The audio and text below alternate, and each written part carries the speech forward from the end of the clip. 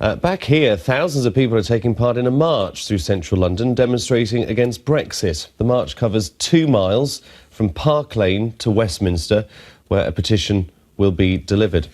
Let's join the march now. Our correspondent Sangeeta Maiska is there in Westminster for us. What's the turnout like? It looks pretty big from what we can see from our camera. Chris, it's absolutely extraordinary. If I take you over my shoulder here, there have obviously been a series of smaller protests against Britain's decision to Brexit throughout the week. This, though, on a scale we have not seen to date.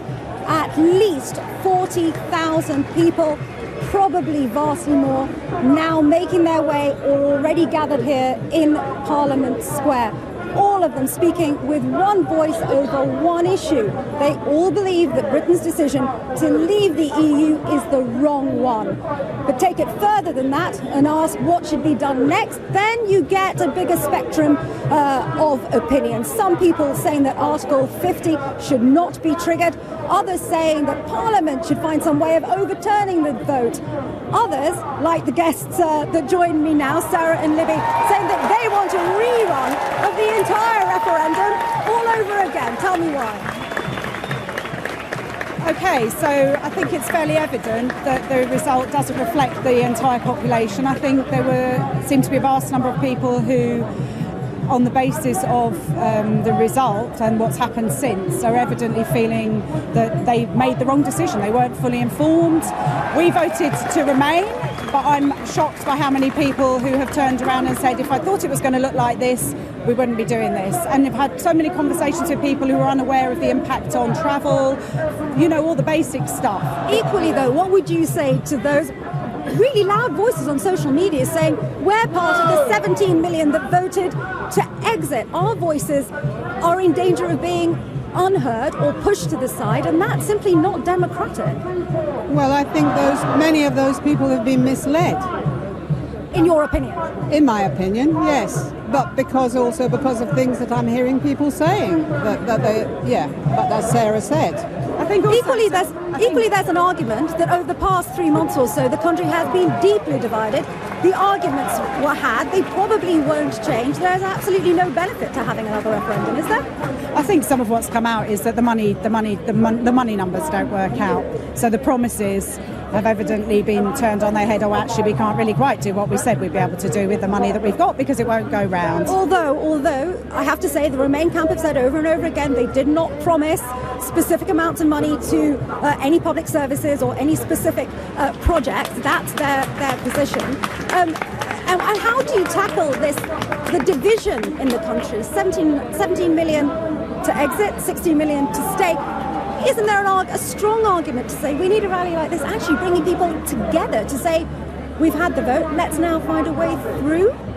I think a lot of people have come together, and I'm amazed at how many people from the wide variety, through from really quite right-wing Tories through to very, very left-wing, are gathered here today, which is amazing. It has drawn people together, but I think a lot of what's being said is that there are a lot of lies. There were a lot of lies in the campaign.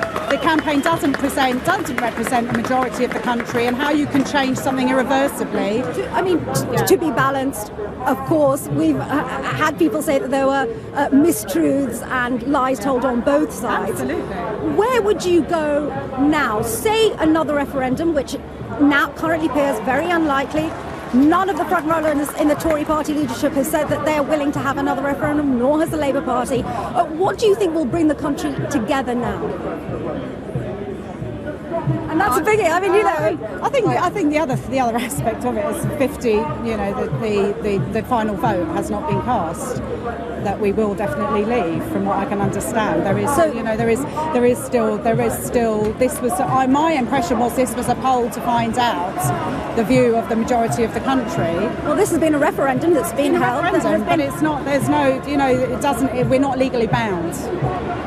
But the point is that currently political leadership in the country is going to stay with the decision that 52% of the population have made. 52% of the population. Well, 52% of those that voted, and we heard a lot, haven't we, around younger people. Absolutely. Many of whom are here, many of whom are very upset that the vote didn't go their way, but equally, only a third of under 30s that could vote did vote. So in that sense, the vote has been, the referendum has been had, the decision has been made. And is there any benefit to sort of, well, in effect, going round in circles?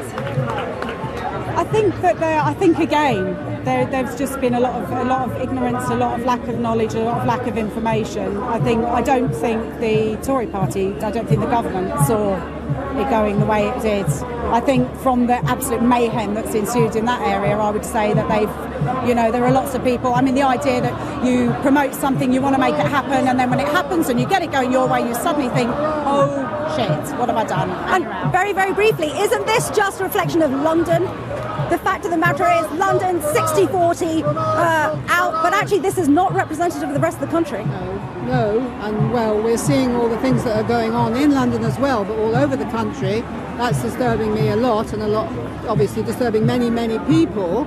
The racial incidents, and I don't know how we get people. Maybe, Sarah, that's a whole new conversation. I'm so sorry, we have to leave it there for now. As you can see, very strong feeling here today, but as I say, the solution to the division in the country, well, that seems some distance away, I think, Chris.